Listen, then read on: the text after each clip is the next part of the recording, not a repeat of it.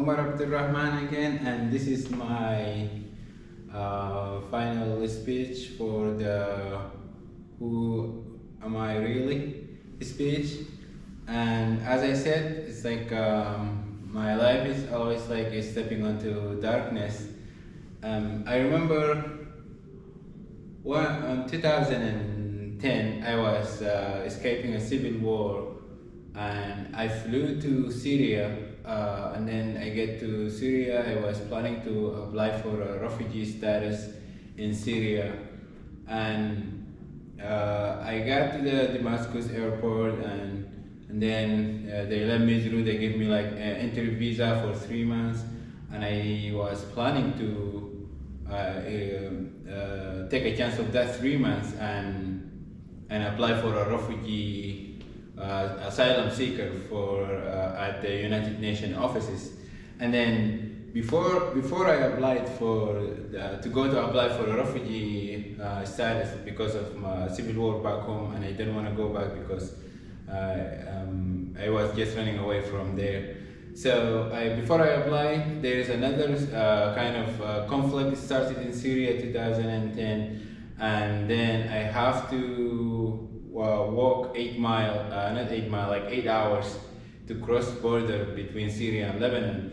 I remember the smuggler put us in like a truck, and they drove us to get out of the Damascus city to the mountain. So we went to, there was a couple of guys with me at the same time. So we plan to go to cross the border so we can apply for refugee status in Lebanon. So we got into the truck. They drove about an hour. We get out of the city and went to mountains, and they give the smuggler, two of them, they give us water, and then they told us to now it will be a long walk. If you have anything that you like in your bag, you can kind of clothes, you can wear it, anything that you like, and put some stuff that like money or something in your pocket and throw the bag away, because it's gonna be a long walk through the mountains. And we go to the other border of between Syria and Lebanon. It might take about 8 hours. So we walk all night. So I have only my shoe and my clothes that I came with to Syria. And so we start walking about 8 hours. We went to the border of Syria and Lebanon. Then while we were there, we saw the police border was standing. Two of them were talking. So the smuggler told us to take off our clothes. So we took all the clothes. The moonlight was very shiny. The only light was the moonlight, so they can spot us from very far away.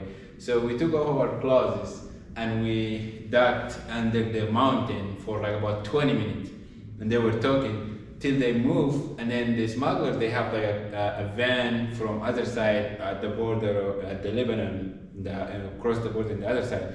So we get into the van, and they start driving. And then the van is 100% closed. We don't see anything outside, no windows, nothing. They just driving away. And while they're driving, the police border saw the car lights in the trees. They probably have a code or something. They say it, and nobody responds, so they start chasing the van. Inside, we are about 10 people inside that we are going to Lebanon. And so the smuggler was driving so hard that through the pumping into the big rocks and pumpy street, and the police car in the border was following us. So they drove inside the woods, and the guy came from backside, and he opened the door and he said, "Everybody out, everybody out, everybody out." So we don't know anything. So, and then the Lebanese accent was really hard, even though most of us speak Arabic, but their accent is really hard to understand in the beginning.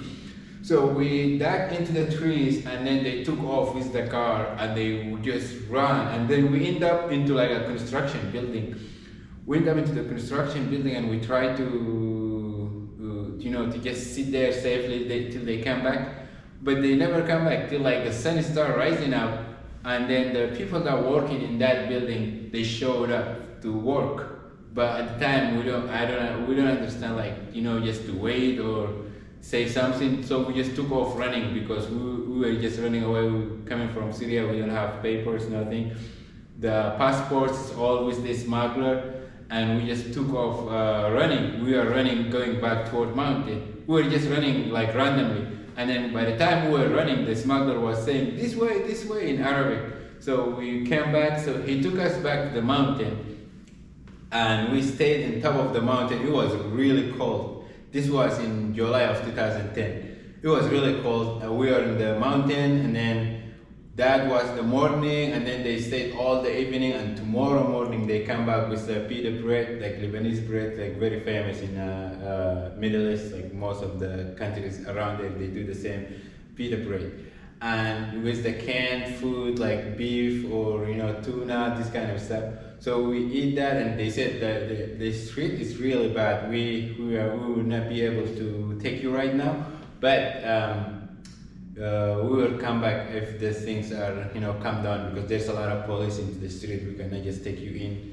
And so they went back, and then like we stayed there on top of the mountain for about 4 days. So the day number 4 in the evening, about 5 p.m., they came with the same van, and then we luckily get into the van, and they drove us to inside Beirut. So when we get to Beirut, the people that were with me previously was have people in Beirut, Lebanon. They were contact, and they arranged that when we get there, you pay the smuggler money, and then they get their passport and go away. And my plan was, when I flee to Sudan, I was just to apply for a refugee status in Syria, but the game changed because the conflict was going on in Lebanon. So I was there, everybody get out, they have contact their people, and then they put them in a taxi, and then they give the passport to the taxi driver. When the taxi driver get to the location they're supposed to meet the body that into the taxi, the guy who paid $250 the taxi driver, and he gets the passport, and then the guy get out and go.